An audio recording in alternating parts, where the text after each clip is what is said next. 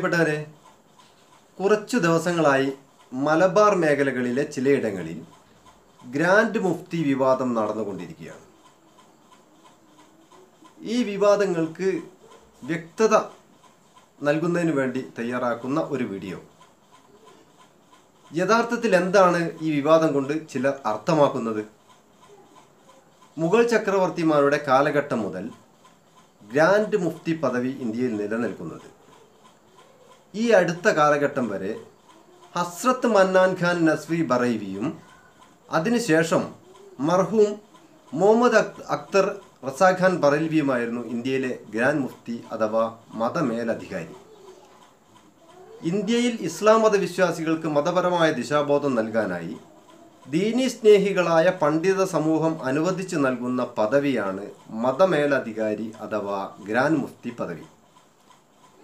ഇന്ത്യയുടെ ഭരണ തലസ്ഥാനങ്ങൾ പോലെയുള്ള സ്ഥലങ്ങളിൽ പ്രത്യേക ചടങ്ങുകൾ സംഘടിപ്പിച്ച് തലപ്പാവ് ധരിപ്പിച്ച് അധികാരം ഒരു വ്യക്തിയിൽ നിക്ഷിപ്തമാക്കുന്നതോടെ ഗ്രാൻഡ് മുഫ്തി നിലവിൽ വരും.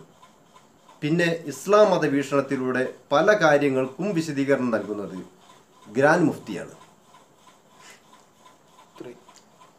ഇന്ത്യയിലെ ഇസ്ലാമിക പണ്ഡിത സമൂഹം പുതിയ ഗ്രാൻഡ് മുഫ്തിയെ തെരഞ്ഞെടുത്തിരിക്കുന്നു.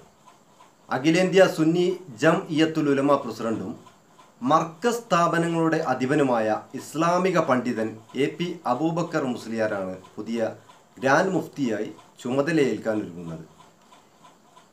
ഇന്ത്യയിലെ വിശേഷപ്പെട്ട പണ്ഡിത സമൂഹം AP അബൂബക്കർ മുസ്ലിയാരെ മതമേലധികാരിയായി തെരഞ്ഞെടുത്തതിന് എന്തിനാണ് വിവാദങ്ങൾ? ഈ വിവാദം കുത്തിപ്പൊക്കുന്നവർ ലക്ഷ്യം വെക്കുന്നത് എന്താണ്? ബഹുമാനപ്പെട്ട കാന്തപുരം അല്ല മറ്റൊരാളാണ് ഈ സ്ഥാനത്തേക്ക് അവരോധിക്കപ്പെടുന്നതെങ്കിൽ ഈ വിവാദം ഉണ്ടാകുമായിരുന്നോ? എന്തുകൊണ്ട് മറ്റൊരു ഇസ്ലാമിക പണ്ഡിതനെ ഈ സ്ഥാനത്തേക്ക് നിർദ്ദേശിക്കപ്പെട്ടില്ല? അതുതന്നെയാണ് ഉത്തരം. ബഹുമാനപ്പെട്ട കാന്തപുരം ഉസ്താദല്ലാതെ ഈ ശ്രേഷ്ഠ പദവിയിലിരിക്കാൻ മറ്റൊരാളില്ല. അതുകൊണ്ട് തന്നെ വിവാദമുയർത്തുന്നവർ മറുപടിക്ക് അർഹരുമല്ല. ദക്ഷിണേന്ത്യയിൽ നിന്ന് ആദ്യമായിട്ടാണ് ഒരു ഇസ്ലാമിക പണ്ഡിതൻ ഇസ്ലാമിക മതമേലധികാരിയായി തെരഞ്ഞെടുക്കപ്പെടുന്നത്. പ്രത്യേകിച്ച് കേരള സമൂഹം ഇരു കയ്യും നീട്ടി സ്വീകരിക്കേണ്ട സന്ദർഭമാണിത്. കോഴിക്കോട് ജില്ലയിലെ പൂനൂർ എന്ന സ്ഥലത്തെ കാന്തപുരം എന്ന നാട്ടിലാണ് ഉസ്താദിൻ്റെ ജന്മസ്ഥലം.